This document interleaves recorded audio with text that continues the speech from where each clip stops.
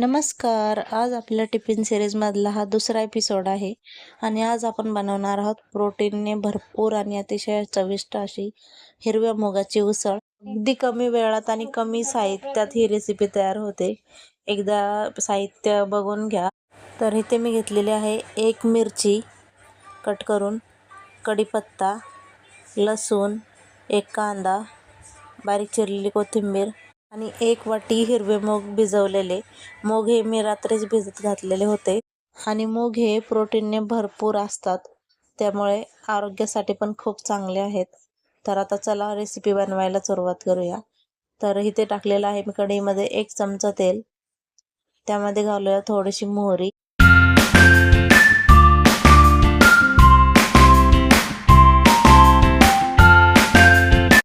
त्यानंतर टाकूया 1 छोटा चमचा जिरे आणि मोहरी तेलामध्ये छान तडतडू द्यायचं. त्यानंतर टाकायचं आहे लसूण.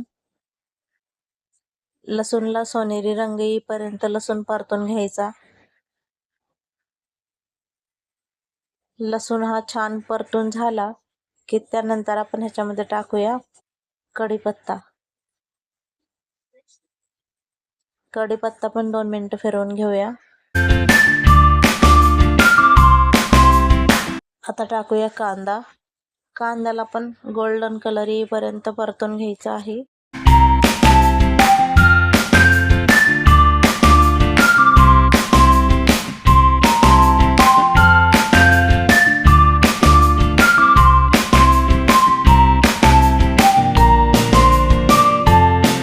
कांदा आपला परतून झालेला आहे. आता टाकूया हिरवी मिरची.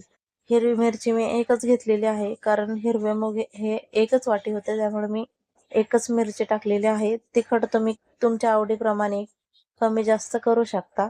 आता मिरची टाकून झाल्यानंतर मिरची परतून घेऊया 1-2 मिनिटं तेलामध्ये.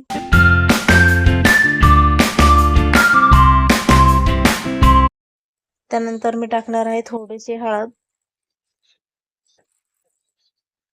आणि चवीनुसार मीठ.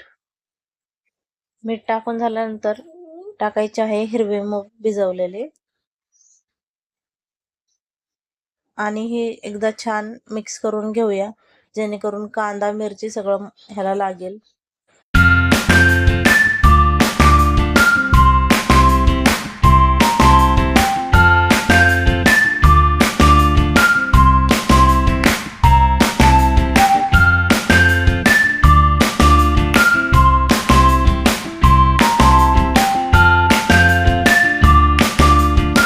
आता ह्याच्यामध्ये मी पाणी टाकणार नाही, त्यामुळे थोडेसे पाण्याचे शिंतोडा मारणार आहे ह्याच्यावर आणि झाकण ठेवून 5 मिनिटे शिजवून घेणार आहे.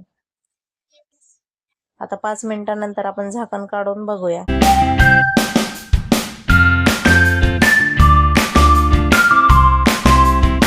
मस्त अशी हिरव्या मुगाची उसळ तयार आहे. टिफिनसाठी अतिशय उत्तम पर्याय आहे. बघा किती छान अशी तयार झालेली आहे आणि सोबतच तुम्ही ह्याच्यावर ओलं खोबरं खिसून घालू शकता. टिफिन सिरीजमध्ये पुढची रेसिपी तुम्हाला कोणती बघायला आवडेल कमेंटमध्ये नक्की सांगा आणि चॅनलला सबस्क्राईब करायला विसरू नका. धन्यवाद.